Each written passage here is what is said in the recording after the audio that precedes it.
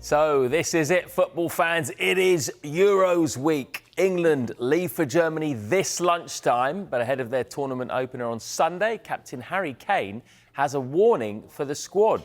Our chief reporter Kaveh Solhekol and senior reporter Rob Dorsett are live for us in Germany this morning.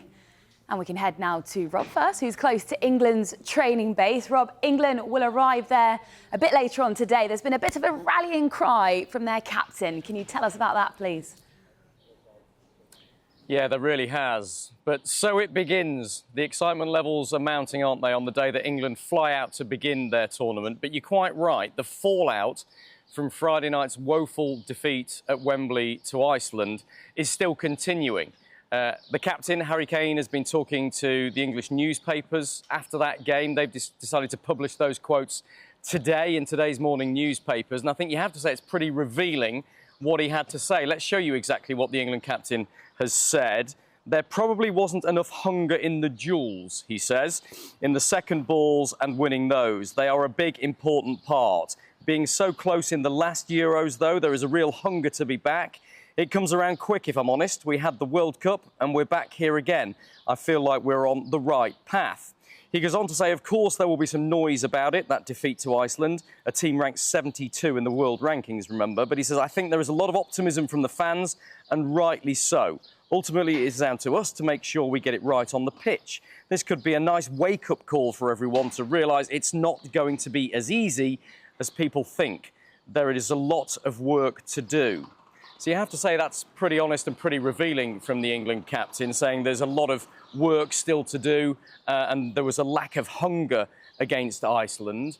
Only 6 days to go now before England begin their Euros campaign against Serbia, the first game of Group C. And that work begins properly today once the England squad get out here to Germany. So when exactly, Rob, do they fly out? And obviously the training base is very important. What will they find when they get there?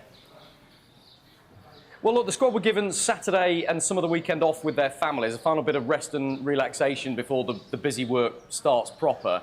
So they've joined up again with the England squad and they will fly out here around lunchtime. Expect them to get to their training base around tea time. And you should get used to the name Erfurt, by the way, because that's where we're based with the media. We're going to be here for hopefully the next month or more. And the reason we're not at the England training base itself, which is about 20 miles away from here, is that this is the closest town. England are in the middle of nowhere in a luxury spa and golf resort called Weimara Land. Very closely guarded, high security around there. I don't think they're going to get many fans around there because it has an 18-hole golf course, which Harry Kane and some of his mates will absolutely love, assuming they're allowed to play it. There's a spa, there's training pitches, all the sorts of luxury facilities you would imagine. In fact, by all accounts, it's the best training base in Germany. It's the one Germany themselves use.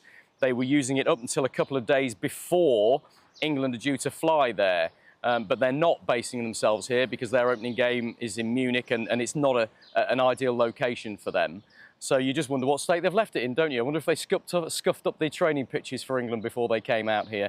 Big job for the FA to turn it round so quickly, get all the branding in place, get the bedrooms personalised for the players, which they like to do for these major tournaments. But it's a good central location as far as Gareth Southgate is concerned, away from the masses, away from all of the towns, and a good base to go to the games from here. So England get here later this afternoon. After that, just 4 training days before their Group C campaign begins. Rob, thank you very much for now. Now, believe it or not, Kaveh is also in Germany, pouring with rain, where he is in Munich. Yeah, but the umbrella braved the rain now.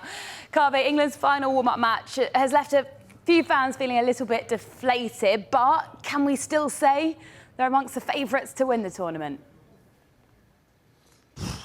Well, I think if you speak to most people in Germany, not a lot of them would say that England are the favourites. I think quite a lot of them would say, look, we respect England. Of course, they're a very good side and they've got a pretty decent chance of winning the Euros. But of course, they've never won the Euros before. I think if you're looking at who's going to win this tournament, it could well be one of the usual suspects.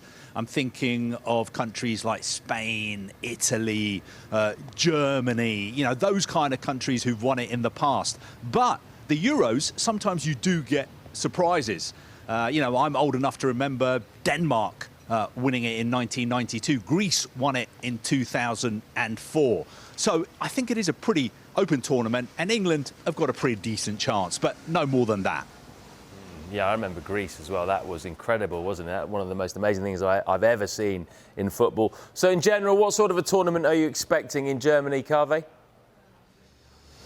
Well, I'm expecting the weather to get a bit better once the tournament kicks off next week. But look, it's going to be, I think, a real football tournament. It's what football fans have been missing, because I think since Euro 2016, we haven't had a big tournament in one country. And of course, Germany has got a fantastic football culture, football history. All the stadiums that are being used were already built.